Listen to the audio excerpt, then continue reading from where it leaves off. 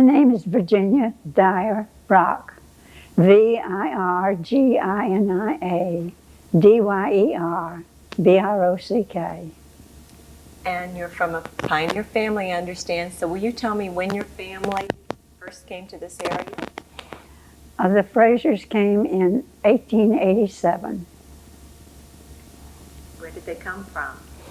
Well, they left Chicago and came to Jacksonville. And after 2 years, they moved to Sanford. And then they came from Sanford down to Stewart. Do you have any idea why they came to this region? No, they were just coming south.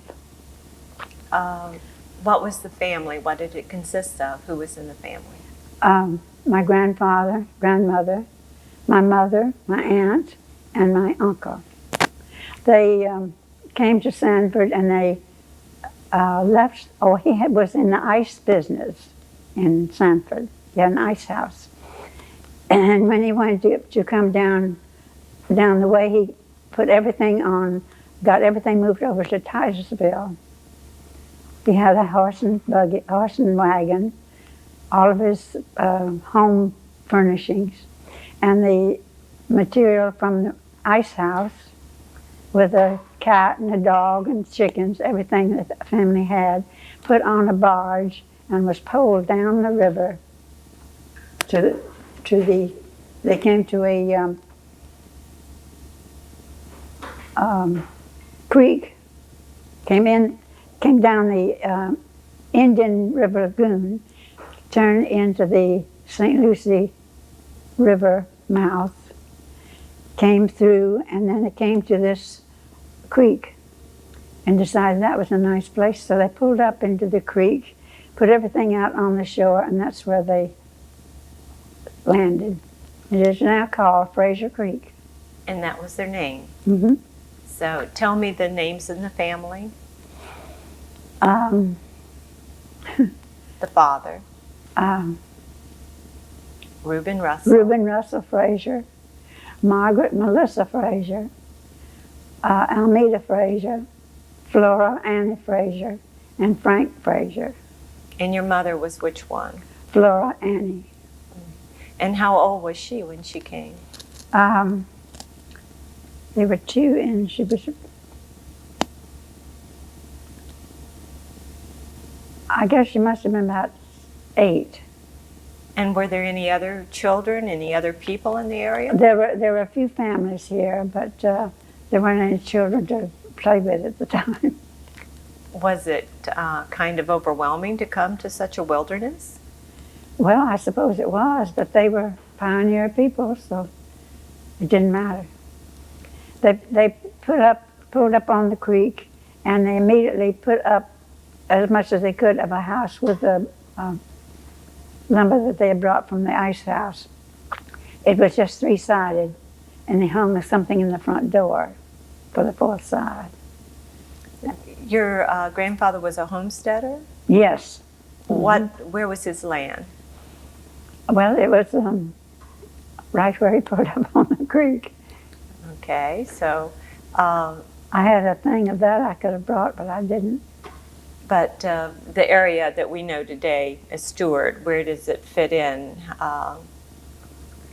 Fraser Creek to the east, goes all the way east to the park, and then right on out to the, because it consists of 160 acres, I believe, on homestead. We're thinking about what became Martin County, and so the schoolhouse and the courthouse are important to us, and I understand that was his land. Can you elaborate on that? Yes.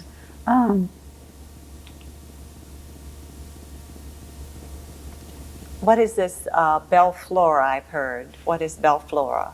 Bellflora was the avenue coming into town, which is now Road 76. And it connected with Annie Road from Indiantown. And where did they get that name, Bellflora? From my mother's name and my aunt's. So your mother Flora and your aunt Meta Bell, was that her name? Okay. Tell me memories of your grandmother. What was she like? Well,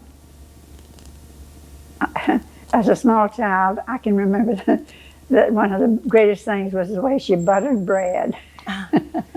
She was so careful to bring it over to the edge of the slice of bread. And she was quite stern, but lovable. Who did she marry? And how did they meet? Reuben, you mean my grandmother? No, your Flora. Oh, my father was Daniel Harry Armstrong Dyer. He came from Newfoundland.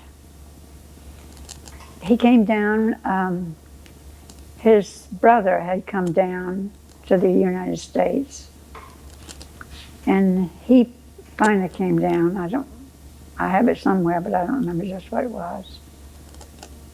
And he and your mother met. Mm-hmm.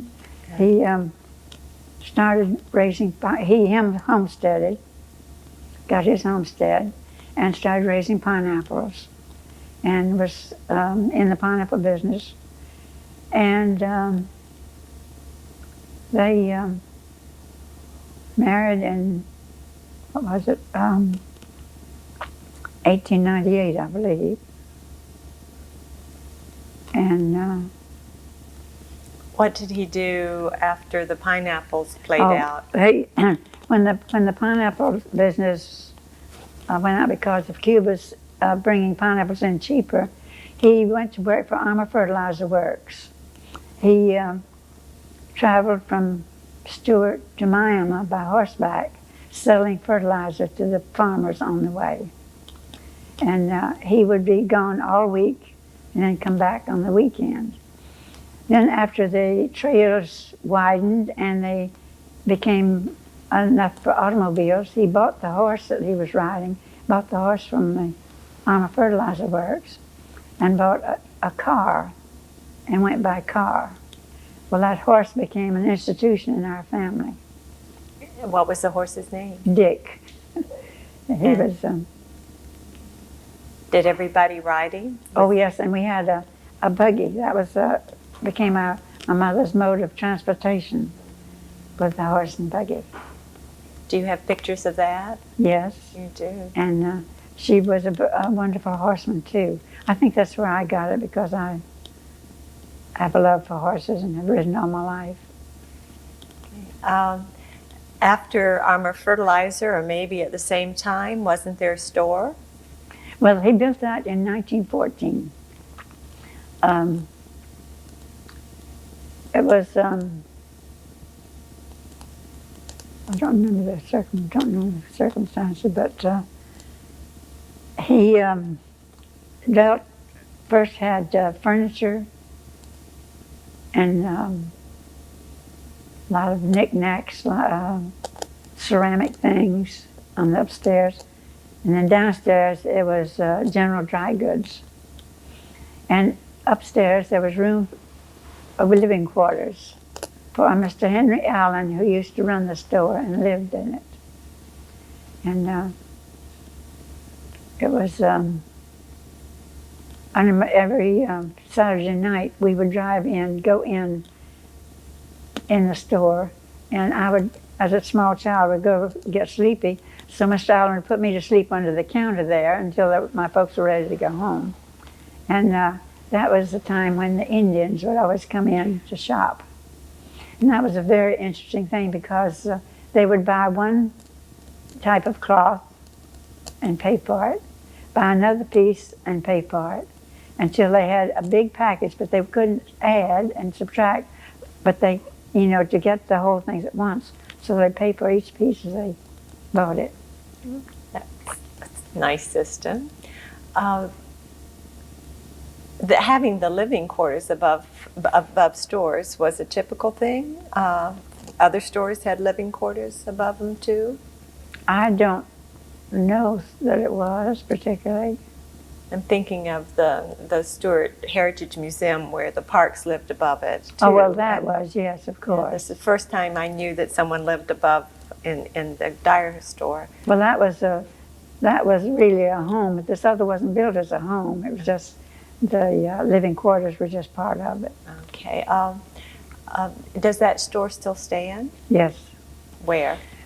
It's at the corner, Confusion Corner, on the southwest corner of Confusion Corner. So during Dick, the horses era, was there like a hitching post out front? Well, they would tie it to the post that was there. And then it became more modern as years went by? Yes. And it's empty now. Empty now. Mm-hmm. Describe that area of town, since that was your street, your field called Bellflora. I mean, what was close by? Well, across there was, before the hurricane that blew it down, there was a garage across the street. The Dewey Hayes garage, and down the street, down 4th Street as it was called at that time, to the west was the apartment building, which was owned by Mr. Long, and they lived in the house next door. And then there were just homes on down the street. And those things still stand, don't Yes. they? So that neighborhood is intact.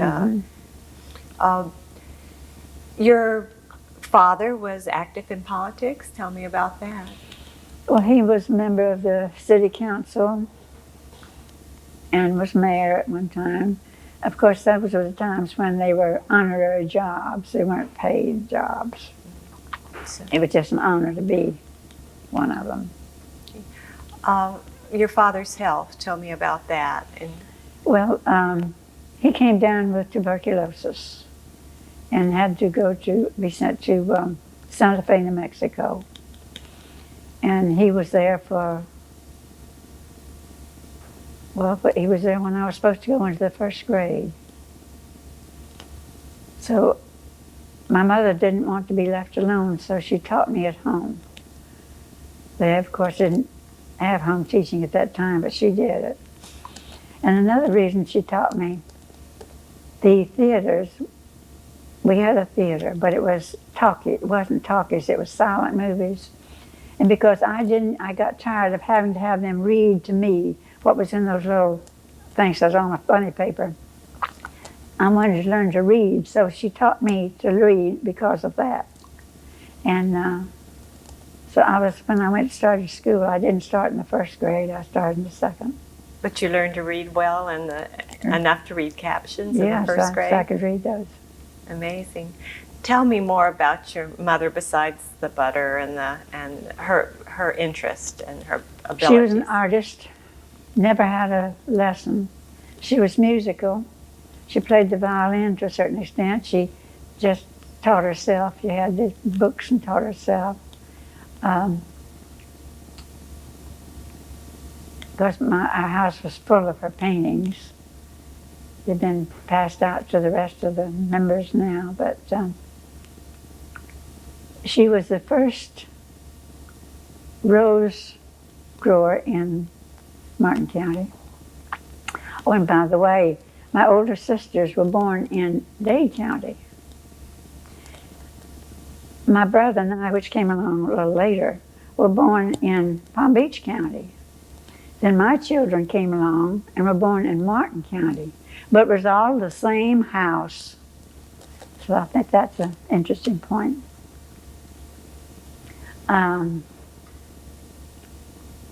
She was very mechanical minded. She could take any machinery apart and put together. And my father was just the opposite way. He didn't know up from down in the machinery. But she knew. In fact, she had a pump out in her rose garden. She grew roses commercially. And she'd go out there and repack it, whatever that means, and do all things like that herself. She was just a wonderful person. And do you have any explanation about her her nature to be able to do all those things without really being trained or educated? I don't know. She was just an artist in every form. Self-motivated. Yes. In a lot of fields. Okay, now we've talked about your family, your parents' era. Tell me about your brothers and sisters. Your brother and sisters. Well, I had 3 older sisters. Florence, who became Florence Rico, and Myrtle, who never married, and Hazel, who married Merritt Kressler. And at the time, he was working for the State Road Department. He was an engineer on the State Road Department. She was also a teacher. In fact, she taught me in high school. Did she really? And she didn't favor me a bit. I had to work just as hard, if not harder. And your brother? He was a lawyer. And back during the, what were those days when the government had the WPA days and the CCC? Well, I went to teach under the WPA. I taught in Salerno first for $3 a day. That was my pay. And my brother went to work for the CCC, and they dug the ditches that you know around here now. We call them mosquito ditches. Really? Before he went to college? Well, he stopped college, had to quit college. He finished later, and I finished later. How did they dig them? With drag lines or shovels? Or both? Or do you know? I think it was mostly shovels. It was hard work. Okay. And so this mosquito eradication. Yes. Do you know who his boss was? No, I don't. And go back to high school, and this 1925, when they formed Martin County, and about you being in the parade and that sort of thing. Will you tell me about that era, your age, when the county, during the boom, and just talk for as long as you can. How old would I be? When you were in the parade with Isabel, that picture of you all dressed up as settlers, well, we'll just say that you were in high school. You're probably 14, probably the 8th grade. Around 8th grade. Something like that. Mm-hmm. Can you bring to mind that picture and what it represented when they had the signs for the different pioneer families? And who else was in it? Well, Isabel was in it, Isabel Lyons. There's some other girls that Irma Foreman. I don't remember what sign she was carrying, if any. Were you actually holding your own family sign? Yes. Did everybody have their own family, or were some of them pretending? Oh, well, they were pretending. So but I had my own. You had your own pioneer family. Yeah.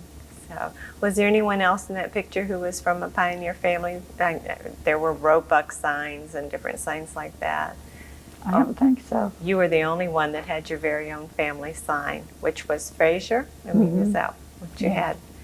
So those signs represented the very first families that came. Mm-hmm. And yes. And you qualified. And that was in 1926, early 1926, when they had that parade. Can you remember it at all?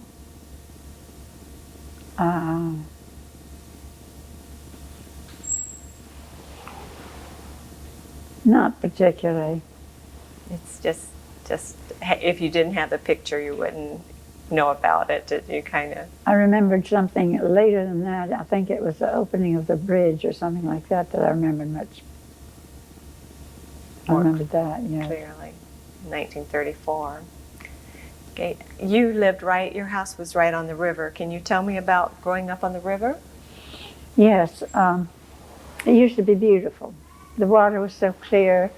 The You could go out on the dock and watch the fish bite your hook. And if you saw a toadfish coming, you didn't want a toadfish, you'd jerk the hook up and wait and get a sailor's choice or a sheephead or something else.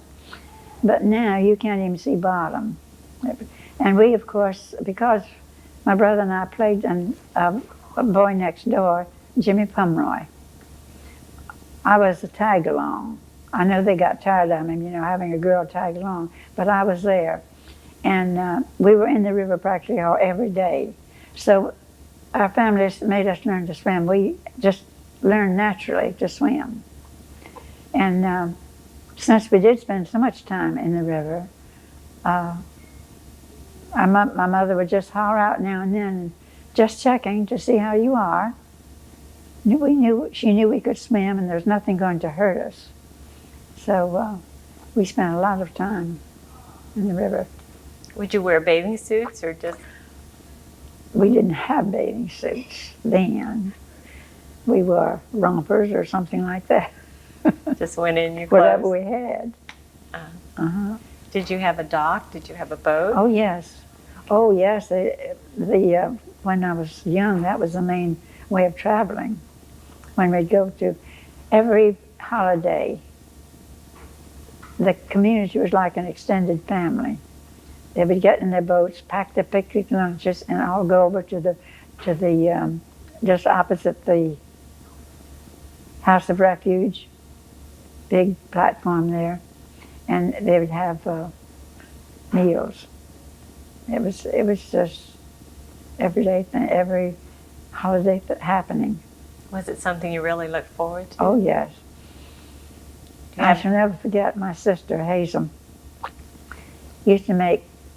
They were made the pie crust shells. She made them on the outside of Jell-O forming things. She would make those and pack them full of mashed potato salad. And I thought that was the most wonderful thing because you'd eat the salad and the cone and all together. That's the way a child would think, That's great. And which sister was it? Hazel. Hazel made those. Mm-hmm. So any other memories of things that happened? Did a storm ever come up? Was there ever a problem when you went on these picnics? Well, we never had anyone tell us that a storm was coming. A lot of times the Indians coming in selling their haunches of venison and huckleberries, they would say that a storm was coming, but they could tell it by something of the sawgrass. But we never did have any notification of it. You're talking about hurricanes now, Yeah. or the major storms. The hurricanes. And they wouldn't tell you ahead of time. There was no way. No. But I know one of the worst ones we had was in '49. As it left Miami, it was gone. They paid no attention to it. It came around and whipped through and came right on us. And I think the wind gauge went out at 169 miles an hour. It was really a storm. And we were in the big house. And my children were little. Of course, we didn't have electricity. It was gone. Electricity was one of the first things to go out.